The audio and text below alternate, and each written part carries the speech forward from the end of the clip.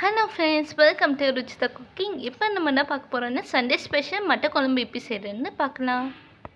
இதுக்கு தேவையான பொருட்கள் சின்ன வெங்காயம், மட்டன், இஞ்சி பூண்டு, தக்காளி, தேங்காய். குழம்புக்கு நல்லா சின்ன வெங்காயம் சேர்த்தா நல்லா சுவையாக இருக்குங்க.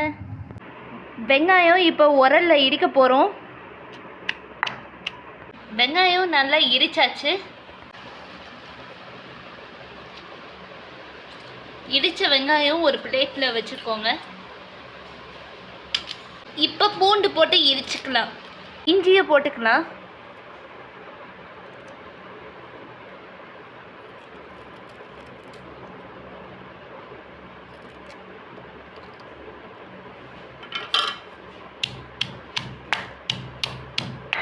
இடித்த இஞ்சி பூண்டை தட்டில் போட்டுக்கலாம்.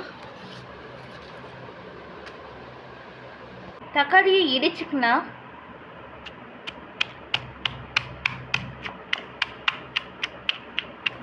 இடித்த தக்காளியை பிளேட்டில் ட்ரான்ஸ்ஃபர் பண்ணிக்கலாம்.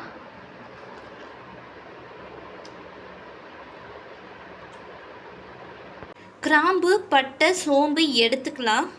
அடுப்பில் குக்கர் வச்சுட்டு ஜிஞ்சரி ஆயில் ஊற்றிக்கலாம். சோம்பு, பட்டை, லவங்கம் போட்டுக்கலாம். இடித்த வெங்காயம் போட்டுக்கலாம். போட்டுக்கோங்கன்னு சொல்லுங்க. நல்லா ஃப்ரை பண்ணிக்கோங்க. இடித்த இஞ்சி பூண்டு போட்டுக்கோங்க. இஞ்சி பூண்டை நல்லா ஃப்ரை பண்ணிக்கோங்க.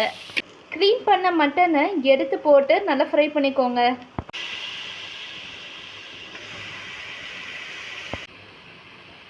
டூ டேபிள் ஸ்பூன் மிளகாய் தூள் போட்டுக்கோங்க. 1 டேபிள் ஸ்பூன் உப்பு போட்டுக்கோங்க. நல்லா ஃப்ரை பண்ணிக்கோங்க. இடித்த தக்காளியை எடுத்து போட்டுக்கோங்க.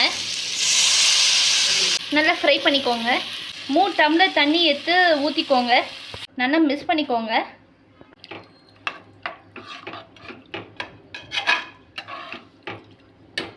குக்கரை நல்லா மூடிட்டு 5 விசில் வருவக்கும் வெயிட் பண்ணுங்கள்.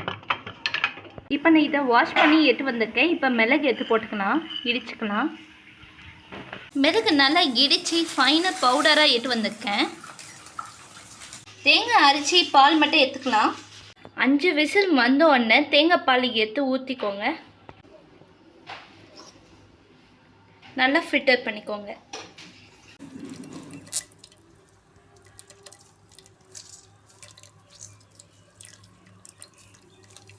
தேங்காய் பால்லாம் ஊற்றியாச்சு. இப்போ நல்லா மிக்ஸ் பண்ணிக்கோங்க. பெப்பர் தூள் போட்டுக்கலாம்.